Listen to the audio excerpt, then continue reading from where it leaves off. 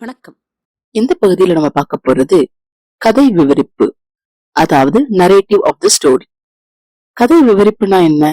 ஒரு கதையின் விவரிப்பு என்பது ஒரு குறிப்பிட்ட கண்ணோட்டத்தில் ஒரு சூழ்நிலை அல்லது தொடர் நிகழ்வுகளை முன்வைக்கும் ஒரு வழியாகும்.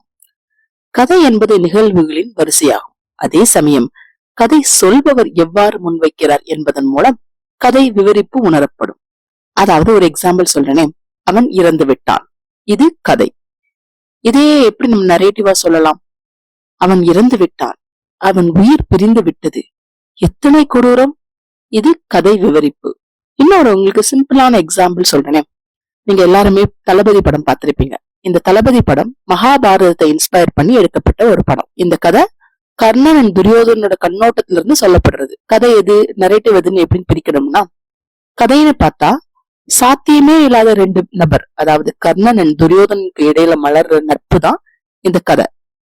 இதை எப்படி நரேட்டிவா சொல்லலாம்? இந்த உலகமே கர்ணன் அவனோட பிறப்பை பத்தி அவமானப்படுத்தும் போது எதிர்பாராத ஒரு இடத்துல இருந்து அவனுக்கு ஒரு சப்போர்ட் கிடைக்குது. அதுதான் துரியோதனன் கிட்ட இருந்து வர்ற நட்பு. துரியோதனன் கர்ணனை தன்னோட நண்பனா ஏத்துக்கிறான். கர்ணன் அவனோட குடும்பமா மாறுறான். ஒரு நட்சல்ல சொல்லணும்னா, எப்படி கதையை பிரசன்ட் பண்றோம் அப்படின்னு சொல்றதுதான் நரேட்டிவ். ஒரே கதை நம்ம பலவித கண்ணோட்டத்துல சொல்லலாம். இப்ப உங்களுக்கு கதைனா என்ன, கதை விவரிப்புனா என்ன அப்படிங்கறது புரிஞ்சிருக்கும் நான் நம்புறேன். ஓகே, கதை விவரிப்புனா என்னன்னு உங்களுக்கு தெரிஞ்சிருச்சு. அடுத்து பார்க்க போறது பாயிண்ட் ஆஃப் வியூ. அதாவது கதை விவரிப்புக்கே இன்னொரு பேர் பாயிண்ட் ஆஃப் வியூ. அதாவது கதை யார் சொல்றாங்க, கதை சொல்லப்படுறவங்களுக்கும் அதுல வர கேரக்டருக்கும் என்ன சம்பந்தங்கிறத வச்சு கதை விவரிப்பை 3 விதமா பிரிக்கலாம். ஃபர்ஸ்ட் ஒன்னு ஃபர்ஸ்ட் பர்சன் பெர்ஸ்பெக்டிவ், அதாவது கதை சொல்பவரின் பார்வையிலிருந்து. ஃபர்ஸ்ட் பர்சன் பெர்ஸ்பெக்டிவ் இது கதை சொல்பவரின் பார்வையிலிருந்து கதையை சொல்லப்படுறது. அதிகமா நான், நாங்கள் அப்படிங்கிற மாதிரி வார்த்தைகள் யூஸ் பண்ணிருப்பாங்க.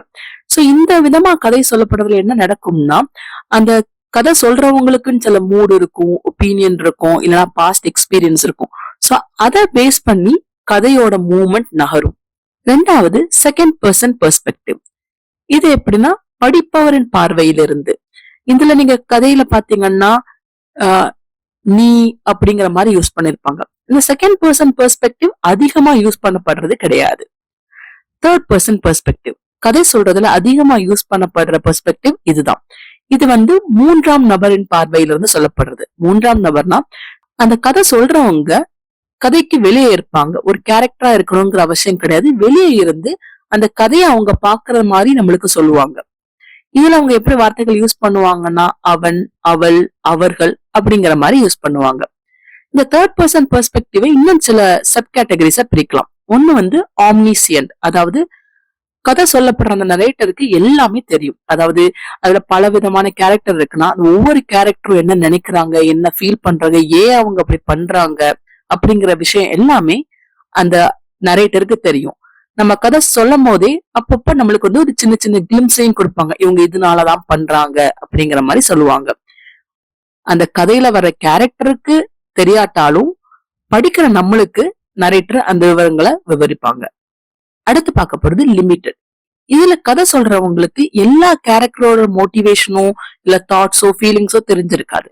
ஆனா ஒரு கேரக்டர், அதாவது டிரைவர் கேரக்டர்னு வச்சுக்கோங்க, அதான் மெயின் கேரக்டர்னா அந்த கேரக்டரோட ஃபீலிங்ஸ், தாட் ப்ராசஸ், மோட்டிவேஷன்ஸ் இது எல்லாமே தெரிஞ்சிருக்கும். அதுக்கடுத்து வர்றது அப்ஜெக்டிவ். இதுல நரேட்டர் நம்மளுக்கு கதை சொல்றவங்களும் கிட்டத்தட்ட நம்மள மாதிரிதான். அவங்களுக்கு எந்த இன்ஃபர்மேஷனே தெரிஞ்சிருக்காரு.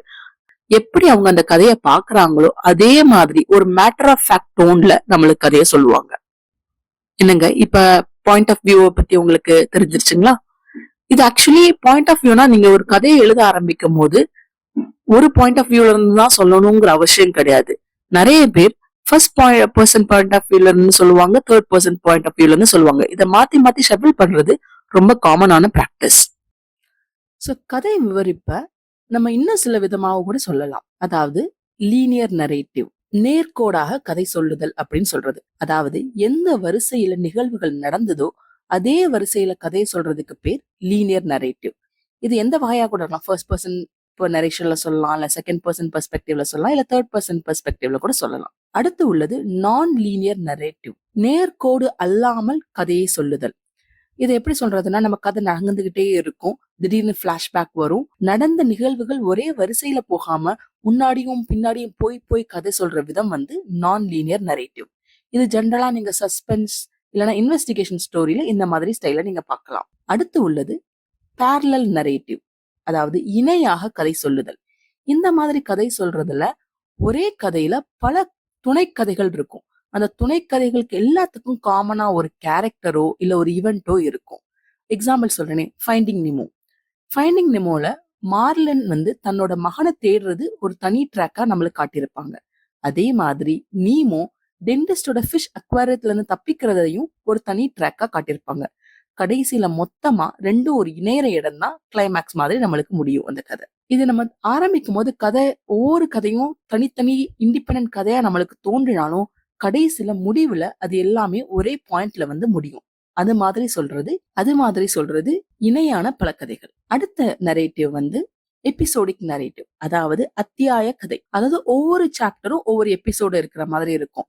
அந்த எபிசோடு ஒன்னொன்னுக்கும் தொடர்பு இருக்கலாம், தொடர்பு இல்லாமலும் இருக்கு. இது எபிசோடிக் நரேட்டிவ். இப்ப உங்களுக்கு அதாவது கதை விவரிக்கிறது எப்படி அப்படிங்கிறது உங்களுக்கு புரிஞ்சிருக்கும் நான் நம்புறேன். நம்ம இப்ப சின்ன ஒரு எக்ஸசைஸ் பண்ணுவோம். நீங்க இந்த வீடியோல பார்த்த பல விதமான கதை விவரிப்பு முறைகள்ல இருந்து ஏதாவது ஒன்ன தேர்ந்தெடுத்துக்கங்க. கதை விவரிப்பு மூலமா அது மூலம் உங்க கதையை விவரியுங்க. சரி, நம்ம இனிமே அடுத்த வீடியோல மீட் பண்ணலாம்.